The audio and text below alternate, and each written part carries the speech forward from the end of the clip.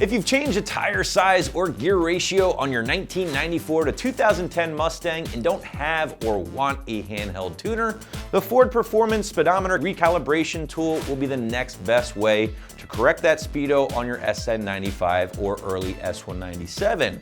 Now this $150 4-wire tool will tap into your manual or automatic Mustang's vehicle speed sensor and will ultimately help you correct that speedo by using the 3 numerical dials within the box itself. With that said, guys, keep in mind, this is not a tuner and will not need to reprogram the PCM in your Mustang. Install is not going to be terribly difficult here, guys, but because it does involve math and wiring, 2 things people don't normally like, we're going to knock this one up to a soft 2 out of 3 wrenches on the difficulty meter with a little bit more detail to come later in the video. So if you're watching this video, then chances are you've either changed the rear gear or rear tire size on your 94 to 2010 Mustang and don't have a handheld tuner.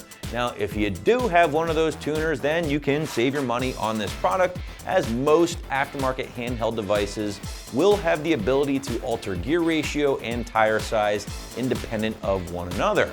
Now, in addition to that, you can also take advantage of those other inherent benefits that come along with grabbing one of those aftermarket devices. However, if you do not have a handheld tuner and have no intention on picking one up, then this product from Ford Performance is certainly worth a look. Now again, I'm sure if you're watching this video, then you probably already know the deal here, and that is altering your gear ratio or changing that tire size can lead to incorrect speedometer readings, which at best can be annoying and at worst can lead to possible speeding tickets. And trust me guys, the old "I'm sorry officer, but my speedo is not correct or calibrated," that line doesn't always fly. Trust me on that. So with that said, Ford Performance came out with their recalibration tool. And again, this guy is gonna tap in to the VSS sensor on your Mustang and then alter that signal by using some fancy electronics and these numerical dials shown right here. Now I've already popped off the 4 Phillips head screws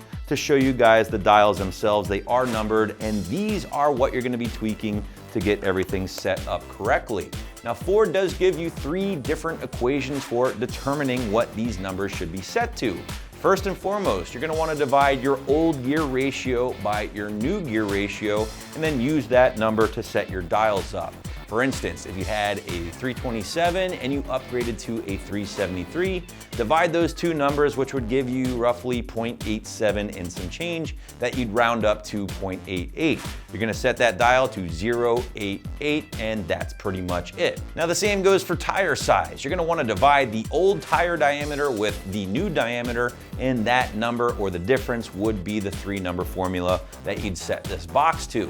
The final method does involve a little bit more work, and that's basically driving a distance of 10 miles, comparing that with what your odometer reads, dividing those numbers, and again giving you your 3-digit answer to set the box up. I know it all sounds a little bit confusing, guys. I totally get that, but Ford Performance does include some detailed instructions with this kit, in addition to the instructions that you can find right here on the site as well. One important thing to keep in mind here is that 2005 to 2010 manual and automatic Mustangs out there, if you make a massive or drastic change to your gear ratio, basically 5% or more, your cruise control will no longer function properly when using this specific tool.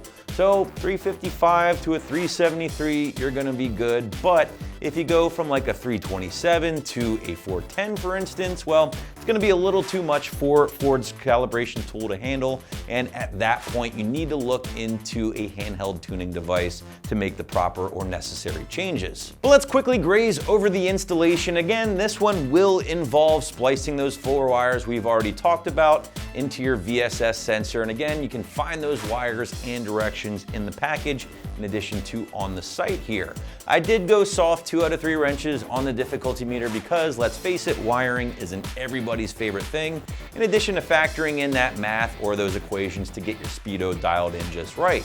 Altogether, again though, it's not the hardest job in the world. Just make sure you have your wiring tools ready to rock and roll, and of course that calculator if you're horrible at math like me. But wrapping this one up, guys, if you don't have a handheld tuner and are looking for an affordable way to correct the speedometer on your SN95 or early S197, be sure to check out the recalibration tool from Ford Performance right here at AmericanMuscle.com.